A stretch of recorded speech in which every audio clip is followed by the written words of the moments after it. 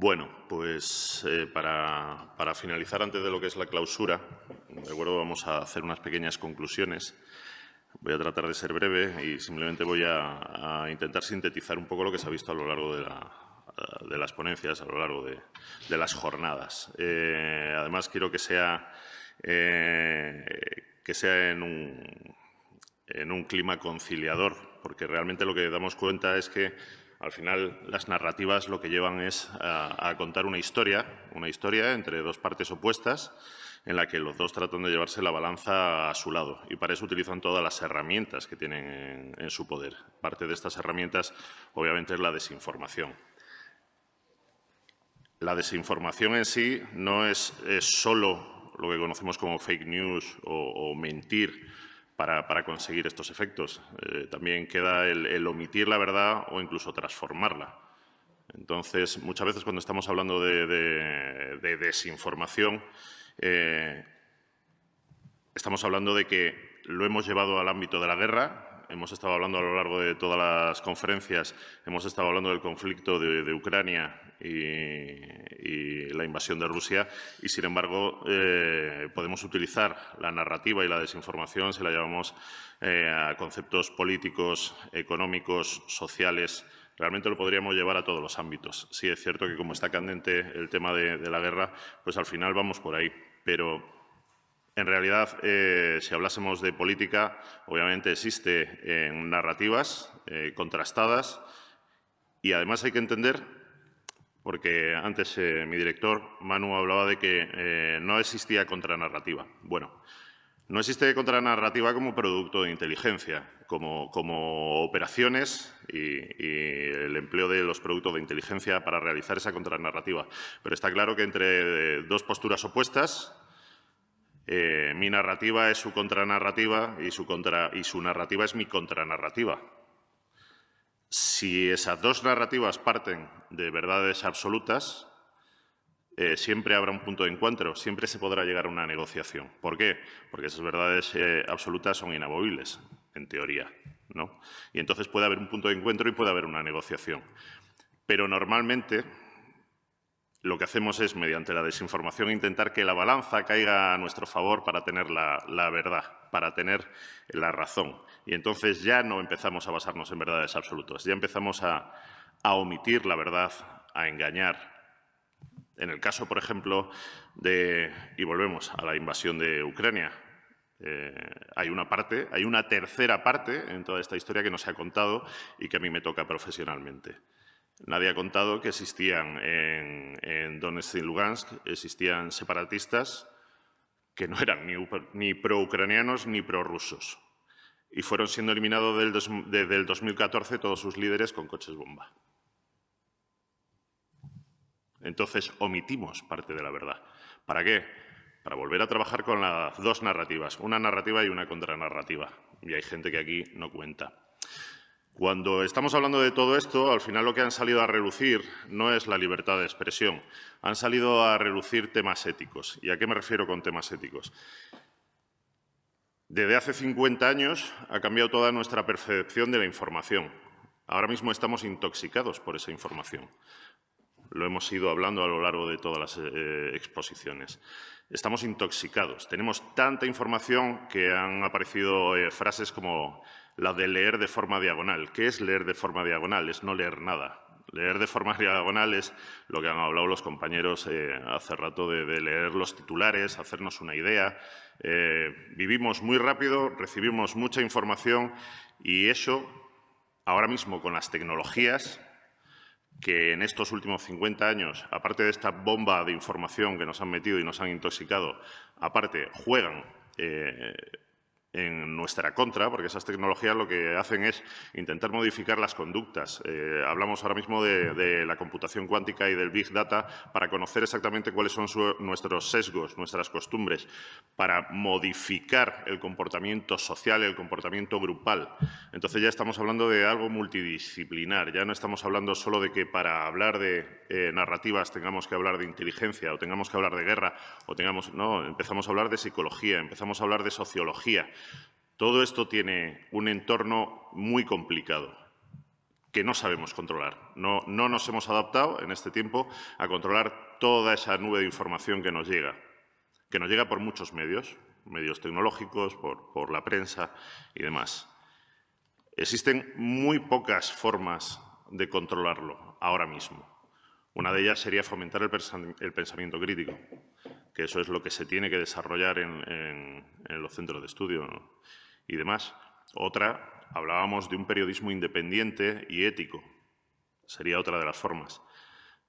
Pero luego, en definitiva, cuando queremos detener lo que sí sabemos que realmente va dirigido a cambiar la perspectiva de toda una comunidad, cuando sabemos que existe un ataque flagrante mediante mentiras, o no mentiras, sino faltas de verdad para cambiar lo que es los sesgos o el pensamiento de una sociedad, lo que estamos dudando es si es ético poner barreras. Y esa, en definitiva, es la clave de todo esto. En una sociedad del bienestar en la que se ha defendido la democracia y en la que realmente todos podemos decir que vivimos bien, en un estado de comodidad bastante bueno, empieza a trascender ese cansancio, empieza a trascender esa duda de si lo que estamos haciendo está bien. En sociedades autárquicas eso no se lo plantean. Cuando nosotros hablamos de que la narrativa se basa en verdades absolutas, como decía al principio, ¿cuáles son esas verdades absolutas? Si nos vamos a las fuentes del derecho internacional, estamos hablando de los usos y costumbres reconocidos internacionalmente. Pero ¿qué pasa? Que nosotros, Occidente, globalizó su idea de lo que son las verdades, los usos, las costumbres. Pero nosotros tenemos los mismos usos y costumbres, tenemos los mismos valores que los países asiáticos. Cuando apareció la Sociedad de Naciones y a posteriori la ONU y redactó la Carta de las Naciones Unidas, que se basa en esos valores, en esas verdades, en esas fuentes del derecho, estamos basándonos en unas fuentes del derecho globales, comunes realmente a todos los países, asiáticos, africanos, americanos. Y eso es lo que nos genera duda. Nos genera duda hasta qué punto nuestra ética, basta con que alguien venga y haga que se tambalee la columna para que empecemos a dudar de si los cimientos eran tan sólidos, partiendo de que vivimos en la sociedad del bienestar.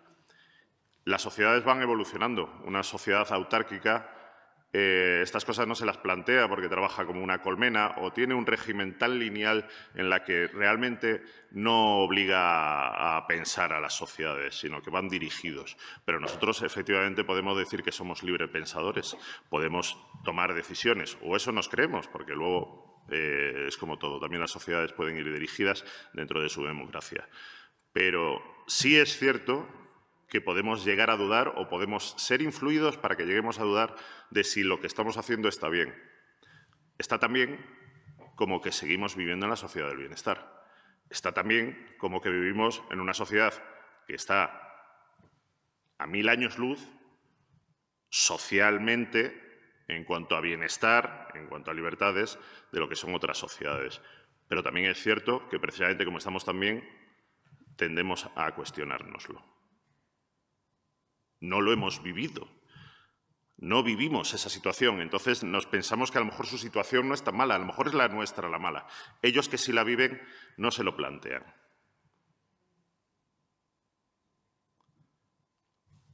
De tal forma que esto es un poco lo que ha salido a relucir en las ponencias.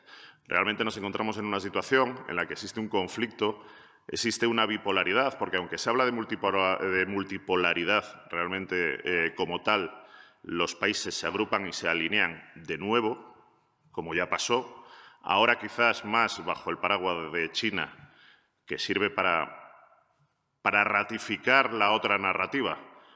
Rusia plantea una narrativa y, como ha perdido cierta vigencia esa narrativa en contra de Estados Unidos, pues ha cogido el paraguas de un país más potente y más grande, que abarca todavía un entorno más grande de lo que abarcaba Rusia, para hacerse fuerte y plantear una contranarrativa que sea igual de potente o que por lo menos plantee como que el mundo no es lo que piensa Estados Unidos.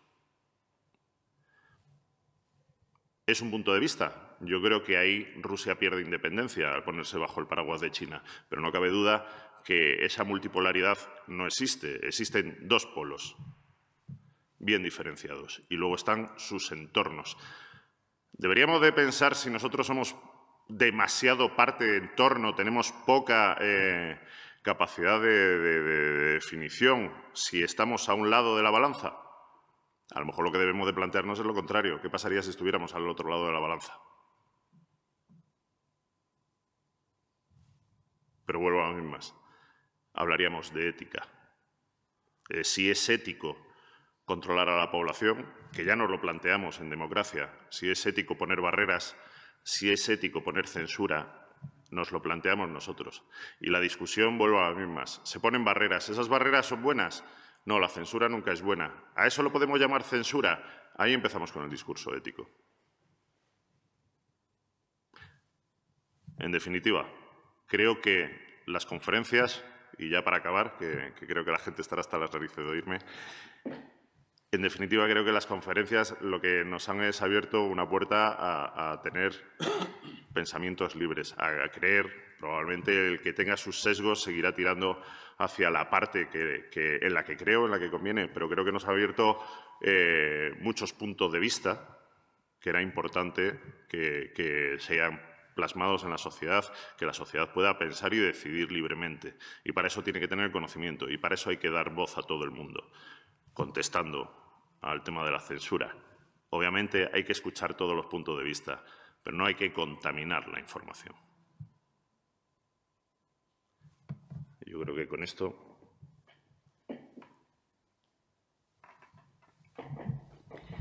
Bien, pues ya para terminar, yo solamente quiero tener unas palabras de agradecimiento hacia ustedes y hacia las personas que nos están siguiendo en streaming por habernos prestado oídos, a la UCM por habernos dado voz y bueno, y felicitar al equipo de Minerva porque una vez más el tesón de unos pocos ha conseguido dar fruto en algo que creo que es de interés y que es un tema del que probablemente sigamos hablando en más ocasiones porque creo que es crucial que logremos, como ha dicho Raúl, tener esa capacidad de pensamiento crítico que convierta en una virtud esa pregunta que nos hacían, ¿no? Que convierta en una virtud esa cantidad de información que ahora fluye y esa facilidad con la que fluye.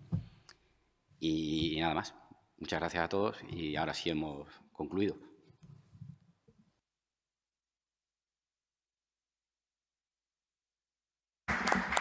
Bueno, muchas gracias a todos y nada más. Os amenazamos con que ya estamos pensando en las siguientes jornadas. Tanto Ana como yo, porque bueno, creemos que se han quedado muchos temas en el tintero y como bien ha expuesto en las conclusiones, al final es una situación que va a ir evolucionando y cada vez a más, con lo cual pues estamos muy contentos de que desde la universidad, desde la academia, se haya podido tratar todos estos temas con libertad. Y obviamente si ya dentro de esta sala, que tampoco somos tantos, ¿no? Y en streaming ya entre nosotros no somos capaces de abogar por una narrativa u otra, pues obviamente cómo no van a pensar los gobiernos, ¿no? En cómo seguir tratando de derribar estos signos cognitivos. Así que muchísimas gracias a todos por la asistencia, a Minerva Institute y os informaremos de las siguientes actividades.